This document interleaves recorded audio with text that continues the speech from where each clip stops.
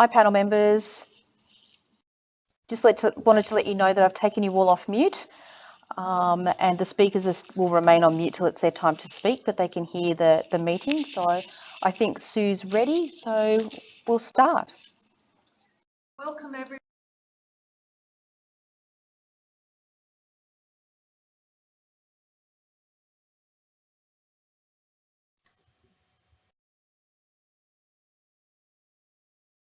Hello? Hello? Hello? Now can you hear me? Yes. Yes, sir. Perfect. Okay, we'll start again.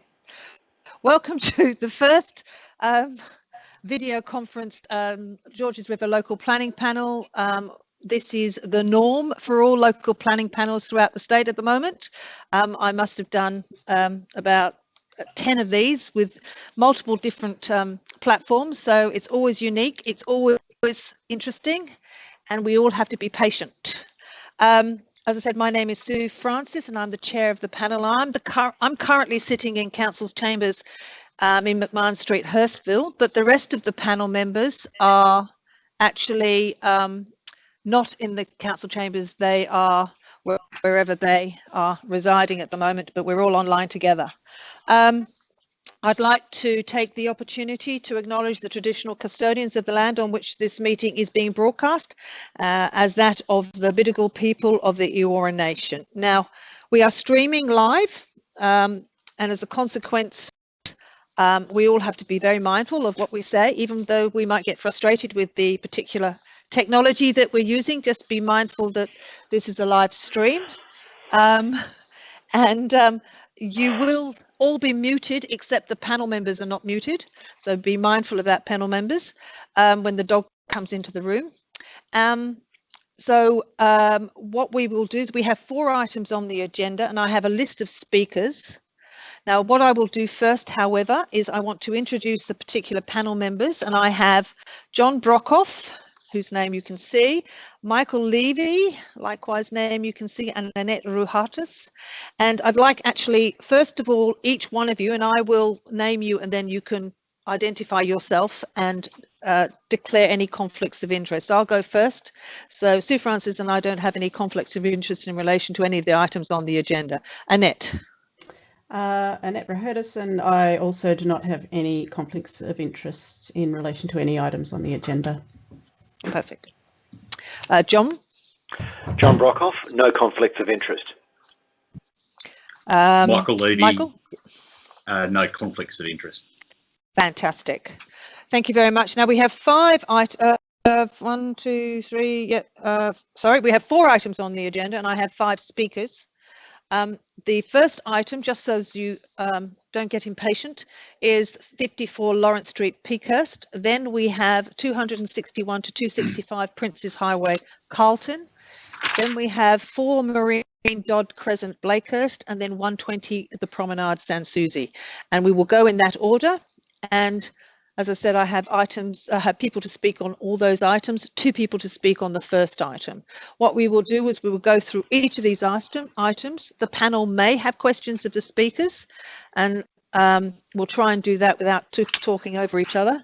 And then what will happen is the panel will adjourn and make its decisions, which will then be posted on the website as soon as they're finalised. I don't think I've missed anything. I'm sure the staff will wave at me if I've missed anything or throw something at me because I can't hear them. So let's start with the first item, which is 54 Lawrence Street, Peakhurst, and that is for the demolition of existing structures and the construction of a Part 3 and Part 4 story residential flat building. Now I have 2 people to speak on that matter. And the first person is Adrian Ball. Do we have Adrian?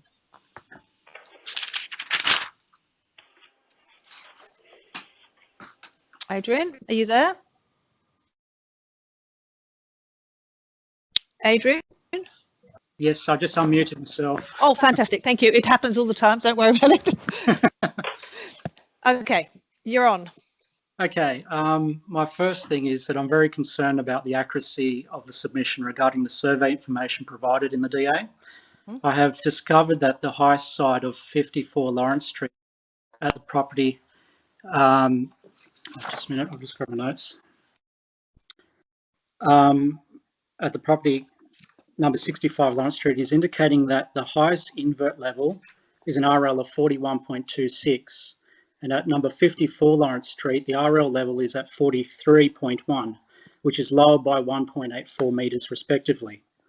I've also provided my report, if you refer to my figure 1, it's a snippet of the DA 2016 224 for 65 to 67 Lawrence Street, which is across the road. Therefore, all the diagrams that are wrongly calculated and cannot be assessed correctly based on the wrong RL levels, which refer to my figure 0.2. Also, another point from the survey information, the outline of my property at number 56, the walls aren't actually parallel to the subject site, which means that my walls that I've drawn are actually showing that they're actually further away. So I've shown another diagram on figure 3 showing that the ill representation of the mistake. In the site frontage, the minimum site frontage in the Hurstville Council's DCP, correct me if I'm wrong, is 24 metres. The proposed site frontage is 17.68 metres, which is about 6.32 metres short of the 24 metre requirement.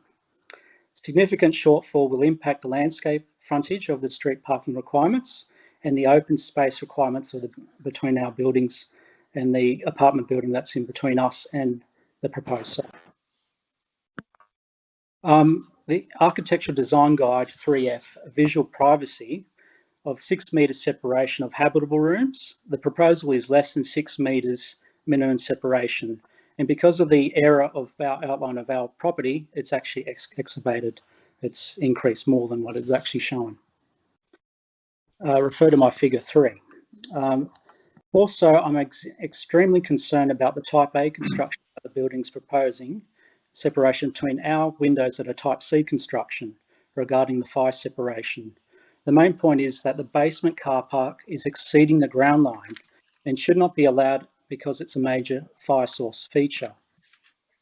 The proximity of the basement to the boundary will also undetermine our foundations at the 45-degree angle. Engineers will probably need piers on the side support on their boundaries, but a dilapidation report would be strongly required, I recommend. The unit building is not really appropriate for the transition between us and number 52 in my regards. There's problems with even at number 50 to 52 Lawrence Street, they have a roof terrace that actually looks onto our property, and there's a lot of light pollution and sound and noise coming through from their terrace during the night. We've actually had debris actually being thrown from the top of that roof and landed in our backyard, which is quite dangerous.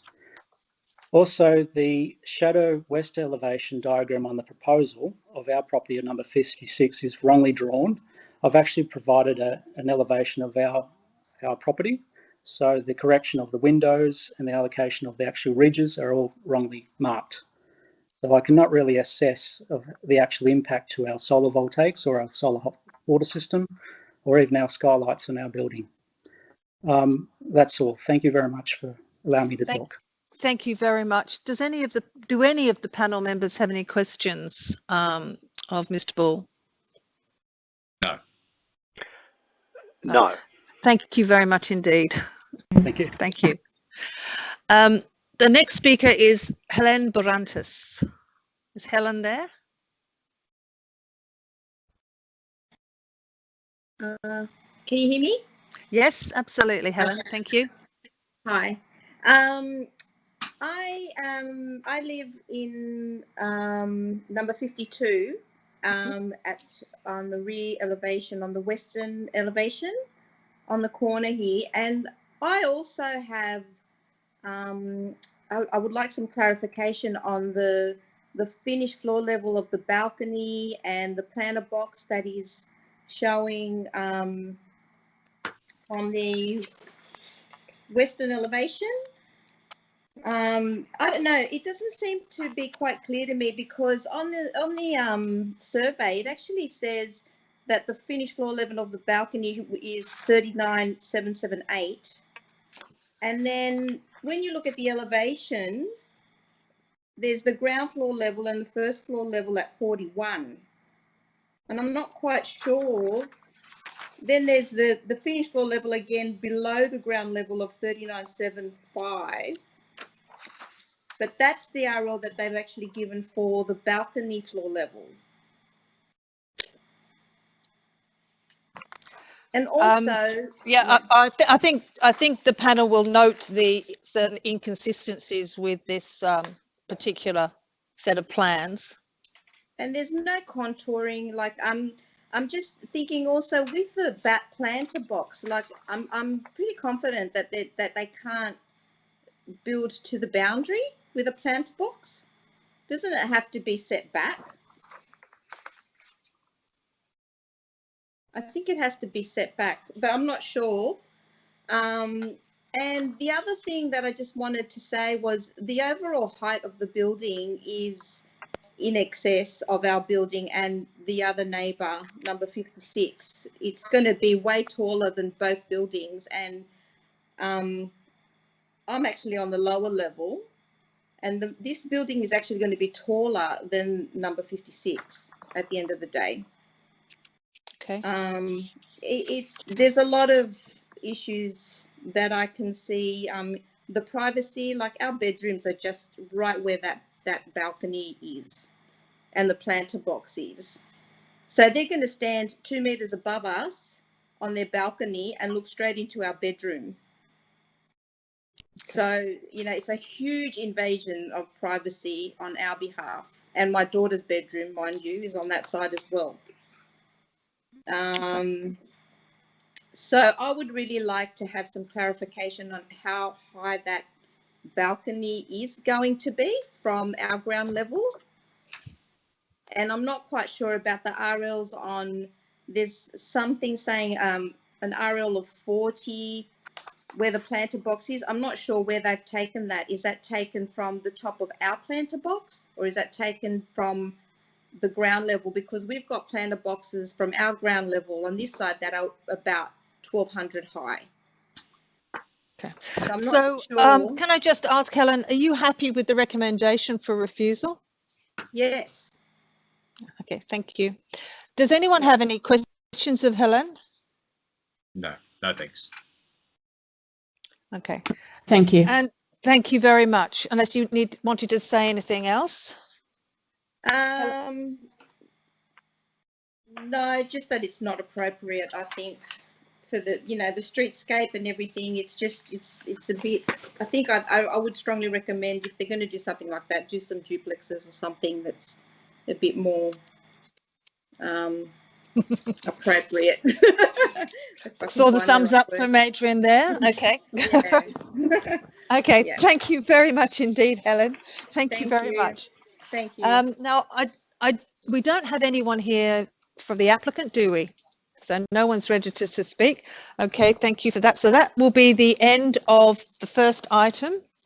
And then what we'll do now is we'll go on to the second item. So anyone is willing to, able to stay online and, well, sorry, is able to watch the streaming. What I would recommend is that you don't stay online, but that you watch the live stream somewhere else, because otherwise we might be a bit clogged on the participants on this particular call. But you're very welcome to listen if it's live streamed anyway. So you can't participate any further, but you might as well live stream. So perhaps we'll say goodbye to all the representatives on the first item. Thank you very much, Adrian and Helen.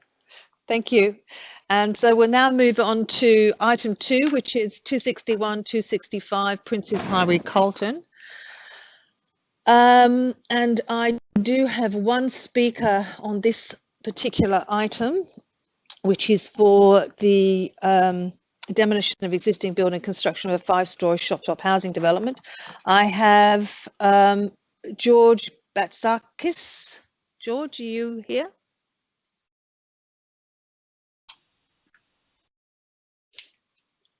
George?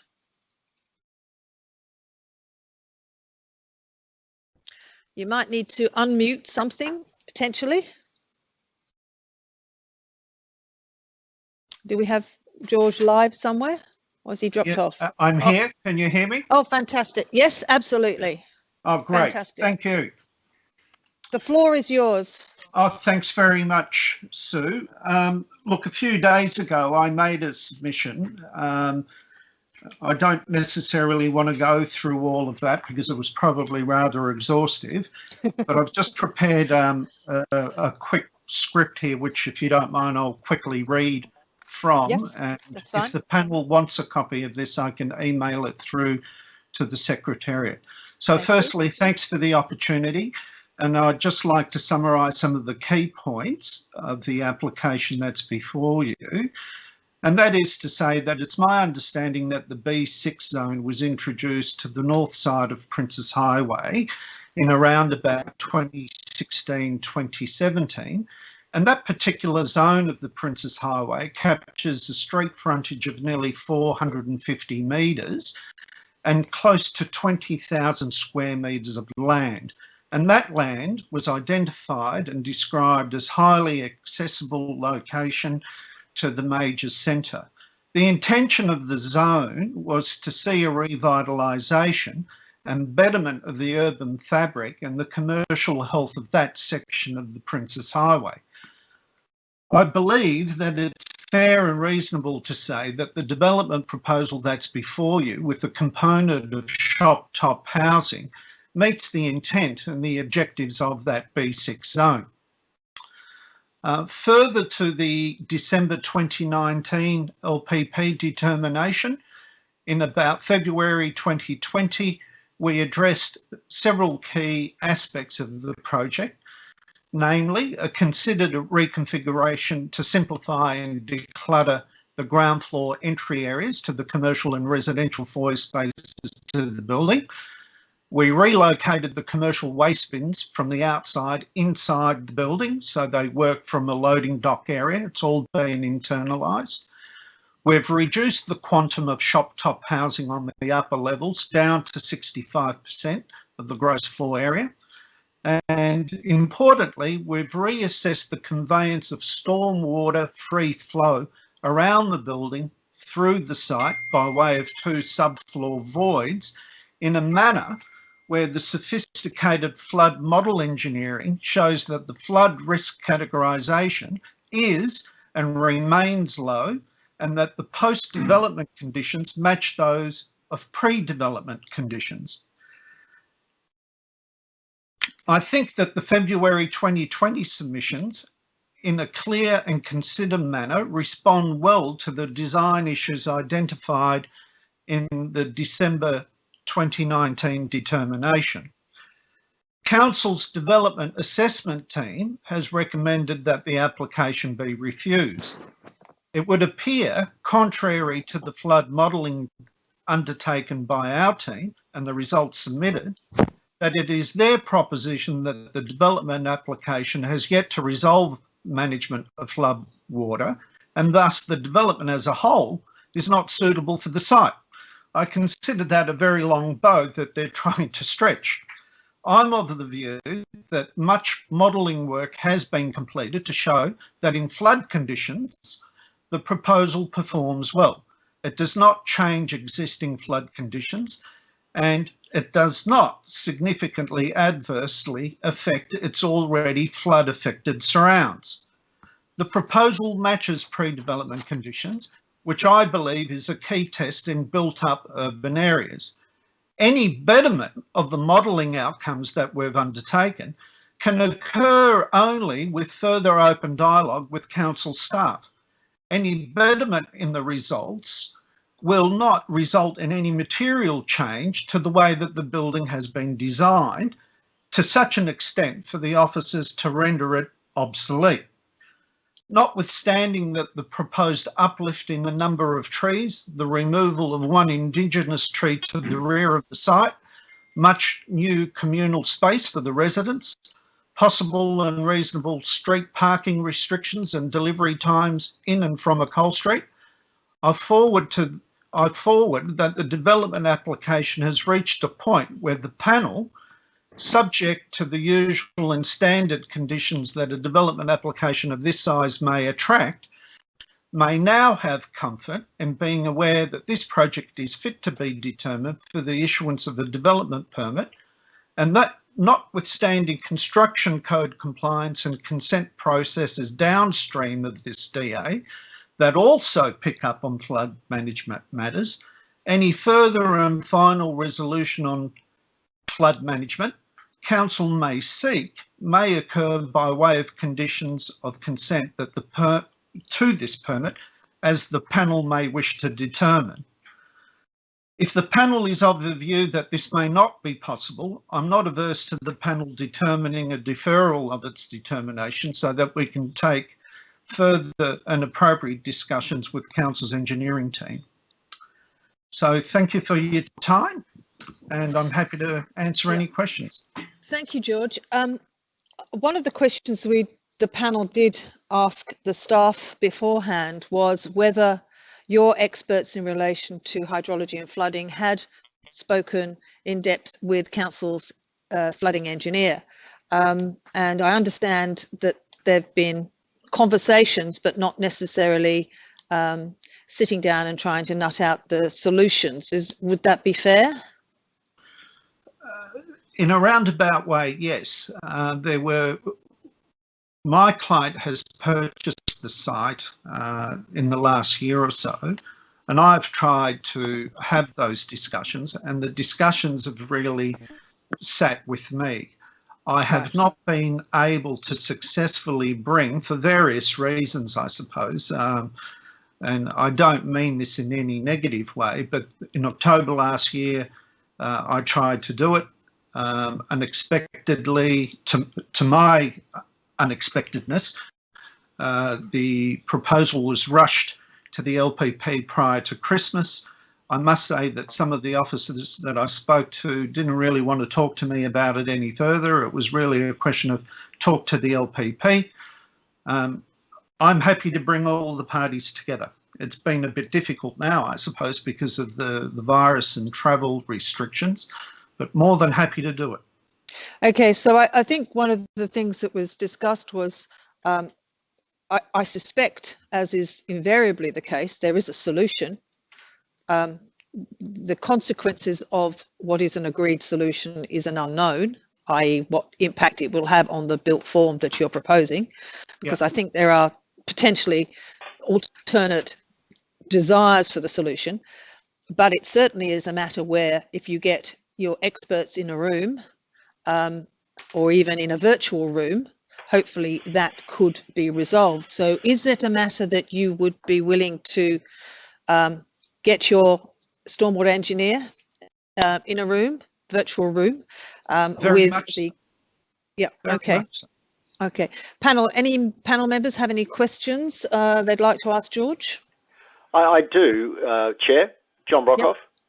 And that is that, look, it appears that your engineering advice seems to be not on the same page as the engineering advice that council officers are providing.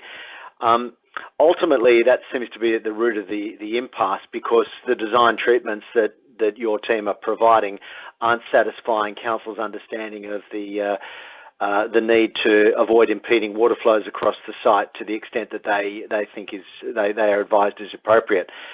Look, is there a way for you to respond with design modifications that address council's understanding of the flood situation?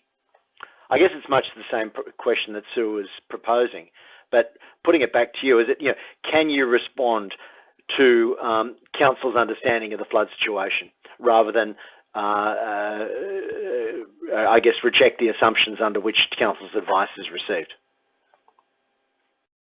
My present understanding is that council's development engineer is proposing a solution. We've tested that solution in the last week or so since we were informed of the recommended refusal back to the panel tonight.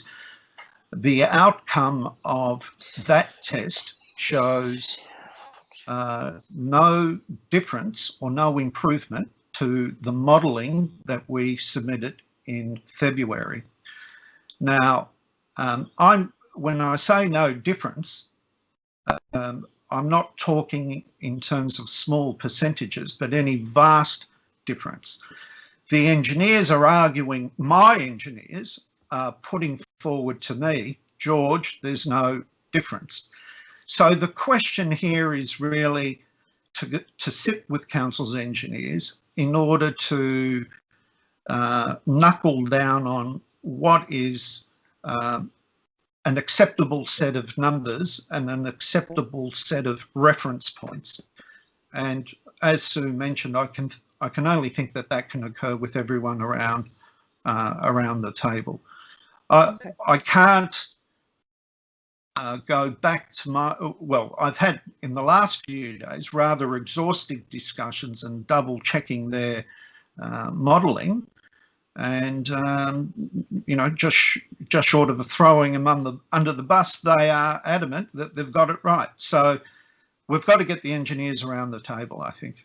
I think that's right. I think we do need to get the experts to talk with a view to solving the problem rather than putting out obstacles. There may well be more than one solution, but we need to identify what is the appropriate solution for this particular site. Annette, Michael, any particular queries? Just to echo what's already been said, I'd be supportive of the engineers sitting down and sorting through a solution. There will be a solution, perhaps several solutions, and it's just what's going to be most appropriate for the site, given that the rest of the development does have merit, as the speaker has put forth. Michael? I agree with that. And I think with the flooding, there are a couple of issues, and one is the movement of water through the site. There's also been an issue raised around the turntable and the Yes. capacity to be able to provide something like that below the flood level. I'm just wondering if your advice is saying that it's technically able to provide something at that level, which may have mechanical components below ground, perhaps not electrical, just whether or not it's going to be physically possible to provide that. Michael, it is. This issue came as a bit of a surprise to me. In such conditions, a turntable of this size would be built out of stainless steel components or galvanized steel components. It's usually powered, due to its diameter, possibly by 2 or 3 motors, submersible.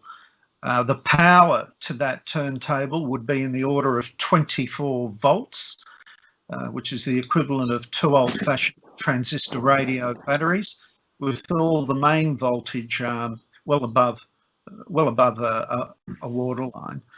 I did speak to some Sydney manufacturers of the construction of such a turntable.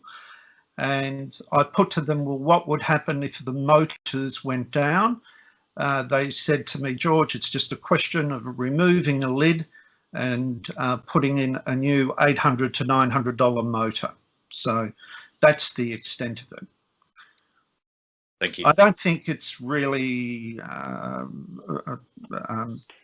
an issue. And I would imagine that surrounding the site, there might be other matters that may need to be addressed in flood conditions of greater importance than the turntable itself. Okay. Okay, thank you very much. Look, I think we'll leave it there. I don't think there are any particular other issues in relation to this development that we need to go through. I think it fundamentally relates to this issue of solving the overland flow issue, and the panel will consider a solution to getting to that outcome following this meeting. Thank you very much. Thank you. Thank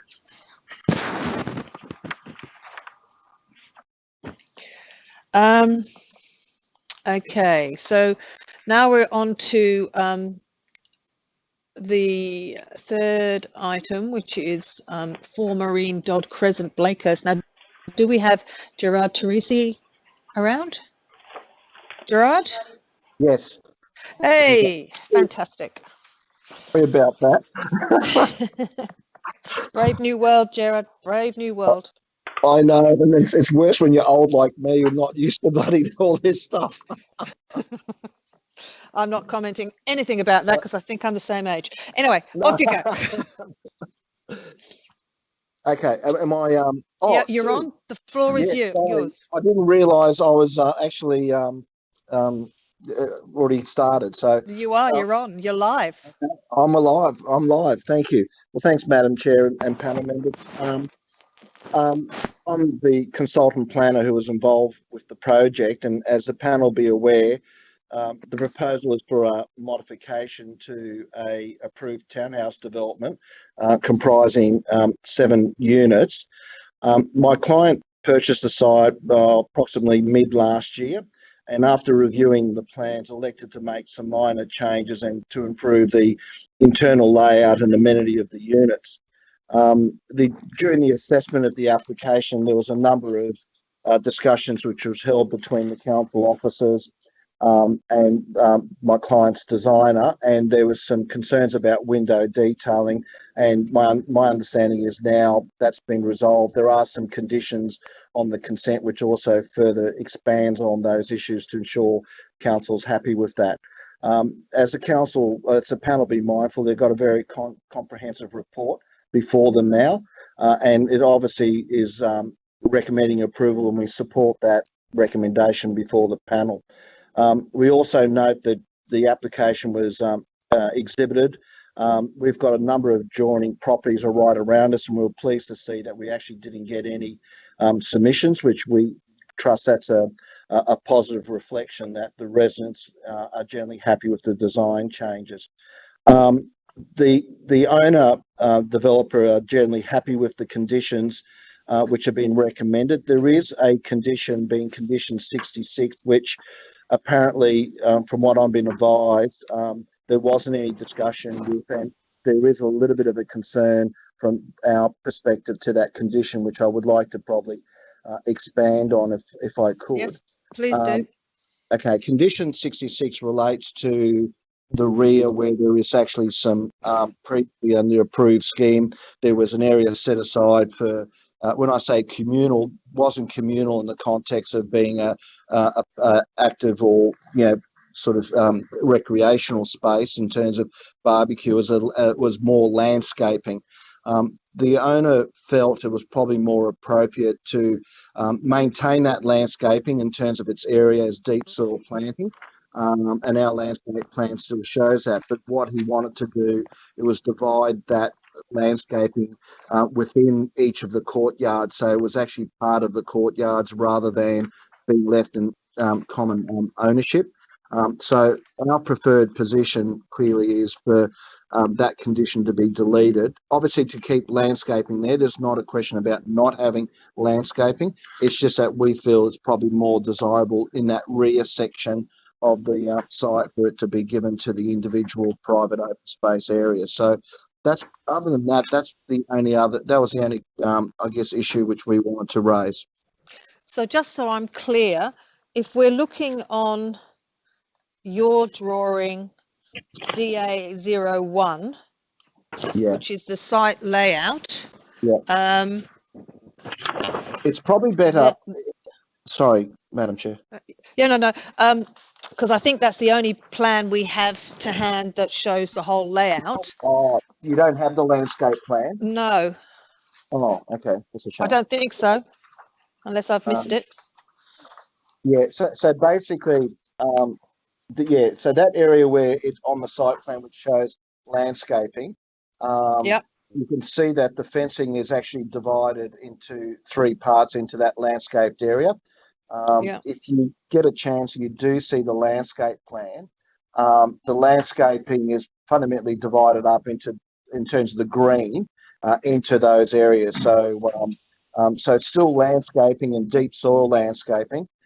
The only difference is that the condition's saying take the fencing away, keep that as communal landscaping, and we're just saying, well, we just want to put fences through it and leave it to the actual individual owners of Okay, those. so it's really about removing that fence line between unit 7, 6 and 5. Yes. And the condition wants it deleted so it's communal, and you're requesting that it stay so that the individual units benefit from the private use rather than a communal use. Is that right?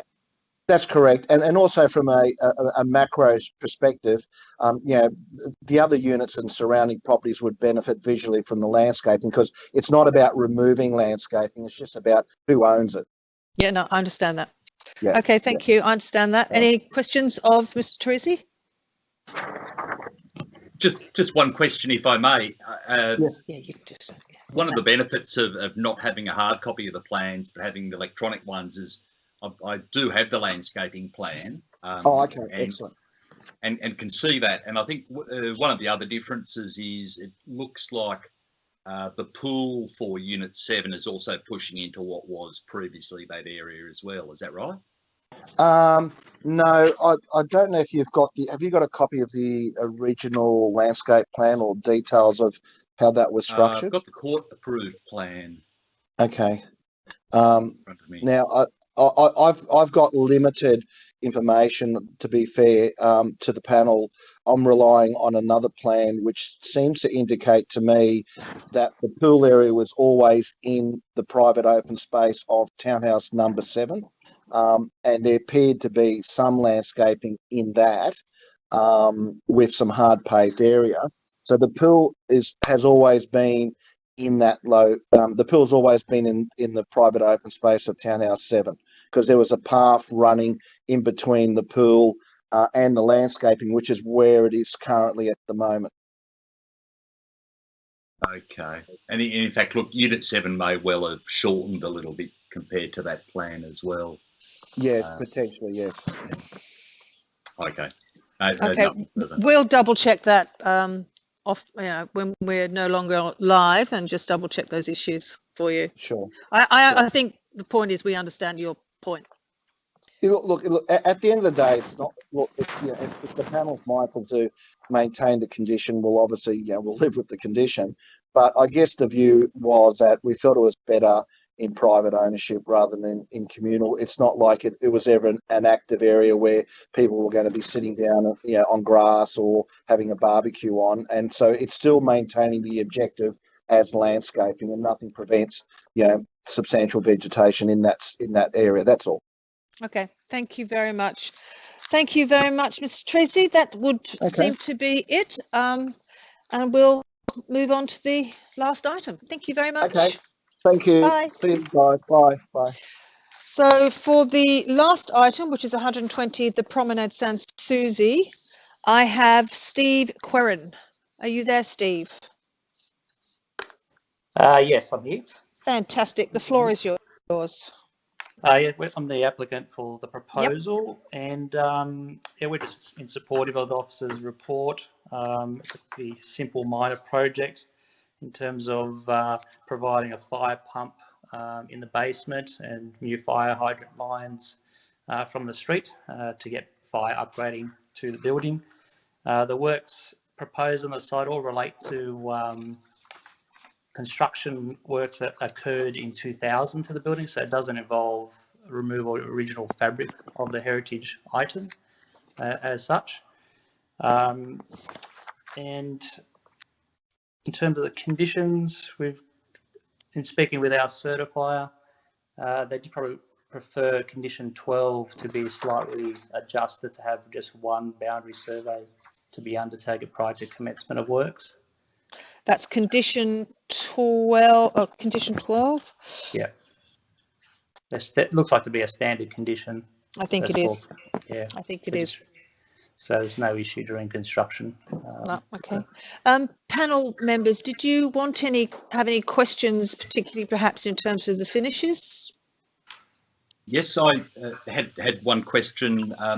The aluminium slats on the booster storage area, was there a conscious decision around the colour that was selected, the colour-blond grey colour?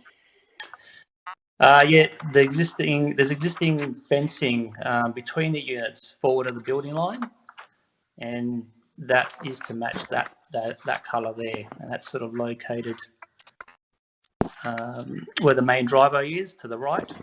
there's existing aluminium fencing along there. That's to match that. You'd have to see it on site. It's very difficult to see. But we're all open-minded in terms of what colours or finishes you need.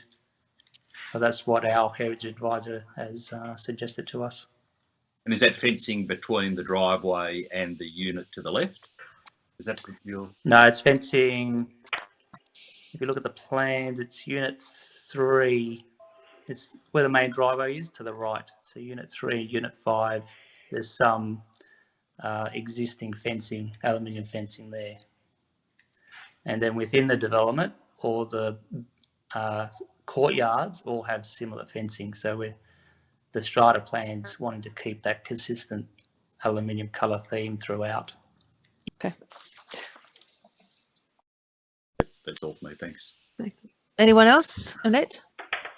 A bit extra. So having inspected the site and the alignment of the proposed cabinet, it would probably be better to have a lighter colour that would perhaps blend with the brickwork of the heritage fencing. It's only a minor issue, but that may be a better solution on that boundary line. So that might be something the panel might consider. Thank you. Do you have any? If the colour were to be more consistent with the brickwork within which it sat, Steve? We agree to that. Okay, thank you. Okay, thank you. Well, unless we have any other questions or queries of this particular applicant, I think we will close this particular item, and in so doing, we'll also close the meeting at whatever time it is. I can't see the time. 4:45. There you go. I finally could read a computer screen. 4:45. Fantastic. We're now closed. Thank you very much. Thank you. Bye. Bye. Thank you. Now the panel's all here. We have to disconnect because it's still on the live stream, and then we'll contact everyone again. Fantastic. Thank you. So we all go. Thank you. Thank Bye. you. Yeah.